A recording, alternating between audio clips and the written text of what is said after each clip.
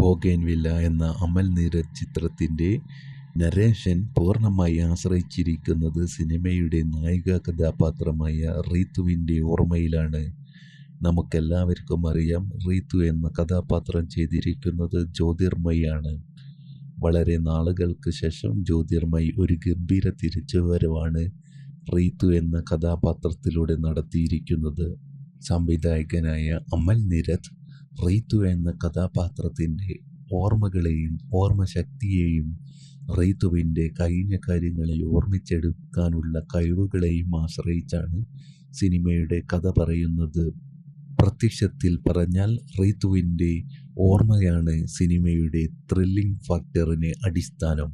Bougainvillea എന്ന cinema decode ചെയ്തു നോക്കുമ്പോൾ എനിക്ക് മനസ്സിലാക്കാൻ സാധിച്ചത് എന്തെന്നാൽ 3 രീതിയിലാണ് റീത്തുവിൻ്റെ ഓർമ്മകളെ സംവിധായകൻ തരംതിരിച്ചിരിക്കുന്നത്.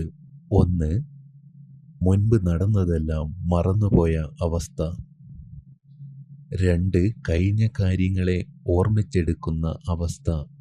3. റിയാലിറ്റിയിൽ ജീവിക്കുന്ന അവസ്ഥ. ഈ 3 അവസ്ഥകളെ അമൽ നീരദ് കണ്ണട ഉപയോഗിച്ചാണ് തരംതിരിച്ചിരിക്കുന്നത്. മുൻപ് നടന്നതെല്ലാം മറന്നുപോയ റീത്തുവിനെ കാണിക്കാൻ ഗ്രേ ഷെയ്ഡുള്ള കണ്ണടയാണ് ഉപയോഗിച്ചിരിക്കുന്നത്.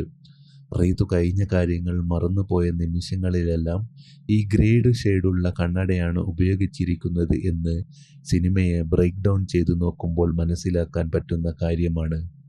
ഇനി രണ്ടാമത്തെ അവസ്ഥയായ കഴിഞ്ഞുപോയ കാര്യങ്ങളെ ഓർത്തെടുക്കാൻ ശ്രമിക്കുന്ന അവസ്ഥ. ഈ രണ്ടാമത്തെ അവസ്ഥയിലാണ് കഴിഞ്ഞ കാര്യങ്ങളെ ഒരു ഹലൂസിനേഷൻ രൂപത്തിൽ റീത്തുവിന് അനുഭവപ്പെടുന്നത്. ഇതിനെ സൂചിപ്പിക്കാൻ സംവിധായകൻ അമൽ നീരദ് കറുത്ത നിറത്തിലുള്ള കണ്ണടയാണ് ഉപയോഗിച്ചിരിക്കുന്നത്. കറുത്ത നിറത്തിലുള്ള കണ്ണട ധരിച്ചിരിക്കുന്ന ഷോട്ട്സിലെല്ലാം റീത്തു കഴിഞ്ഞ കാര്യങ്ങളെ ഓർത്തെടുക്കാൻ ശ്രമിക്കുകയാണ്. റീത്തുവിന് അംനേഷ്യ ആയതുകൊണ്ട് തന്നെ ചില കാര്യങ്ങൾ ഓർത്തെടുക്കുമ്പോൾ അതൊരു ഹലൂസിനേഷൻ്റെ രൂപത്തിലാണ് ഉരുത്തിരിഞ്ഞു വരുന്നത്. ഇനി റീത്തു കണ്ണട ധരിക്കാതെ ഉള്ള നിലയിലായിരിക്കുമ്പോൾ റീത്തു പ്രസൻറ്റിലാണ് ജീവിക്കുന്നത്. അതായത് കണ്ണട ഇല്ലാതെ ഇരിക്കുന്ന സമയത്ത് റീത്തു യാഥാർത്ഥ്യത്തെക്കുറിച്ച് ബോധവതിയാണ്. എന്താണ് തൻ്റെ ചുറ്റും നടക്കുന്നത് എന്ന് റീത്തുവിന് മനസ്സിലാക്കാൻ സാധിക്കുന്നു. തനിക്ക് ചുറ്റും ചില തെറ്റായ കാര്യങ്ങൾ നടക്കുന്നുണ്ടെന്ന് റീത്തു മനസ്സിലാക്കുന്നതും ഈ അവസ്ഥയിലാണ്. ഉദാഹരണമായി, കള്ളന്മാരെ സൂക്ഷിക്കണം എന്ന് റീത്തു ഉറക്കത്തിൽ നിന്ന് ഞെട്ടിയുണർന്ന ശേഷം തൻ്റെ ഭർത്താവായ റോയ്സിനോട് പറയുന്നുണ്ട്. ഈ സമയം റീത്തുവിന് കണ്ണടയില്ല. തനിക്ക് ചുറ്റും നടക്കുന്ന കാര്യങ്ങളെക്കുറിച്ച് റീത്തു ബോധവതിയാണ് എന്ന് സൂചിപ്പിക്കുന്നു ഈ ഒരു ഷോട്ടിൽ. ഇതുപോലെ തന്നെയാണ് ചായയെ കാണാനില്ല എന്ന് സൂചിപ്പിക്കുന്ന ന്യൂസ് TV-യിൽ കാണുമ്പോഴും റീത്തുവിന് കണ്ണടയില്ല. അപ്പോഴും റീത്തു യാഥാർത്ഥ്യത്തിലാണ് ജീവിക്കുന്നത്. പക്ഷേ ചായ ആരാണെന്ന് റീത്തുവിന് ഓർത്തെടുക്കാൻ സാധിക്കുന്നില്ല. ഓർമ്മയില്ലാത്ത അവസ്ഥയിലാകുമ്പോൾ റീത്തുവിൻ്റെ മുഖത്ത് ഗ്രേ കണ്ണാടി ധരിച്ച നിലയിലാണ്. ഇതാണ് അമൽ നീരദ് ബ്രില്യൻസ്. ഇനി ചിത്രത്തിൽ ഉടനീളം റീത്തു കഴിഞ്ഞ കാര്യങ്ങളെ ഓർത്തെടുക്കുമ്പോൾ മുഖത്ത് കറുത്ത കണ്ണട ധരിച്ചിരിക്കുന്നതായിട്ടും കാണാം. ഇങ്ങനെ അംനേഷ്യയിൽ അകപ്പെട്ടു വ്യത്യസ്ത ഓർമ്മകളിൽ ബുദ്ധിമുട്ടുന്ന റീത്തുവിനെ കണ്ണടയുടെ വ്യത്യാസത്തിൽ അമൽ നീരദ് തരംതിരിച്ചിരിക്കുന്നു എന്ന് മനസ്സിലാക്കാം. ഇനി ബോഗൻവില്ല എന്ന ടൈറ്റിലിലേക്ക് വരാം. റൂത്തിൻ്റെ ലോകം എന്ന നോവലിനെ അടിസ്ഥാനമാക്കിയാണ് ബോഗൻവില്ല എന്ന സിനിമ എടുത്തിട്ടുള്ളത്. ഒരു ഇൻ്റർവ്യൂവിൽ എഴുത്തുകാരൻ എന്തിനാണ് സിനിമയ്ക്ക് ബോഗൻവില്ല എന്ന പേര് നൽകിയത് എന്ന ചോദ്യത്തിന് നോവലിൽ നിന്ന് വ്യത്യസ്തത തോന്നിപ്പിക്കാൻ വേണ്ടിയാണെന്നും കൂടാതെ ഇനി ബോഗൻവില്ല പൂക്കൾ കാണുമ്പോൾ ഈ സിനിമയെ കുറച്ചുകൂടെ ഓർക്കാൻ വേണ്ടി കൂടിയാണ് എന്നും കൂടെയാണ് സിനിമയ്ക്ക് ബോഗൻവില്ല എന്ന പേര് നൽകിയതെന്നാണ് എഴുത്തുകാരൻ പറഞ്ഞത്. എന്നിരുന്നാലും ബോഗൻവില്ല എന്ന പേര് ഒരു സബ് ടെക്സ്റ്റ് ആയിട്ടാണ് അമൽ നീരദ് സിനിമയിൽ ഉപയോഗിച്ചിട്ടുള്ളത്. ബോഗൻവില്ല പൂക്കൾ ഒറ്റ നോട്ടത്തിൽ സുന്ദരമാണ്. അതുപോലെ തന്നെയാണ് റോയ്സും.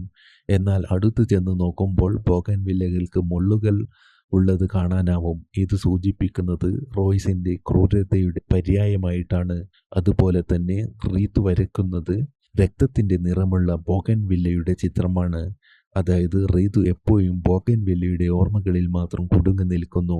ഇതിന് കാരണം റീത്തുവിൻ്റെ ഓർമ്മകളെ റോയ്സ് ബാത്ത് ടബിൽ മുക്കി നശിപ്പിക്കുന്നത് കൊണ്ടാണെന്ന് ചിത്രത്തിൻ്റെ അവസാന ഭാഗത്ത് പറഞ്ഞു വെക്കുന്നുണ്ട്.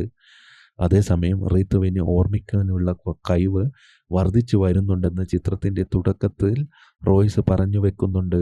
വെള്ളത്തിൽ മുക്കി ഓർമ്മ നശിപ്പിച്ചിട്ടും റീത്തുവിന് സൂര്യകാന്തി ചെടിയും മറ്റ് 2 ചിത്രങ്ങളും വരയ്ക്കാൻ സാധിച്ചത് ഈ 3 ചിത്രങ്ങളും മിസ്സിംഗ് ആയ 3 പെൺകുട്ടികൾ ധരിച്ചിരിക്കുന്ന ഡ്രസ്സിൽ കണ്ട ചിത്രങ്ങളാണ്. ഇതാണ് അന്വേഷണത്തിന് തുമ്പായി മാറുന്നത്. ഇങ്ങനെ നോക്കുമ്പോൾ റീത്ത് വരയ്ക്കുന്ന ഓരോ ചിത്രങ്ങളും ഓരോ പെൺകുട്ടികളെ സൂചിപ്പിക്കുന്നു എന്ന് അനുമാനിക്കാം. സിനിമയുടെ അവസാനം 13 പെൺകുട്ടികളുടെ സാധനങ്ങൾ കിട്ടിയെന്നാണ് പറയുന്നത്. എന്നാൽ അതിലും കൂടുതൽ പെൺകുട്ടികളെ റോയ്സ് കൊന്നിട്ടുണ്ട് എന്ന് റീത്ത് വരച്ച പെയിന്റിങ്ങിന്റെ എണ്ണം വെച്ച് നോക്കിയാൽ മനസ്സിലാവും.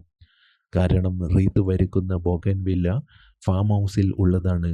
അത് ഫാം ഹൗസിലെ രഹസ്യമുറിയിൽ നിന്ന് കാണുന്ന ബോഗൻവില്ലയാണ് റീത്ത് വരയ്ക്കുന്നത്.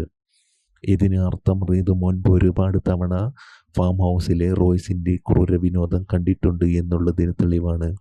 ഇത് EMDR വഴി റീത്തുവിൻ്റെ അൺകോൺഷ്യസ് മൈൻഡിലേക്ക് ഇറങ്ങിച്ചെന്ന് നോക്കുമ്പോൾ ഒരുപാട് തവണ ഫാം ഹൗസിലെ കുളത്തിൽ വീഴുന്നതായിട്ടും കാണിക്കുന്നു.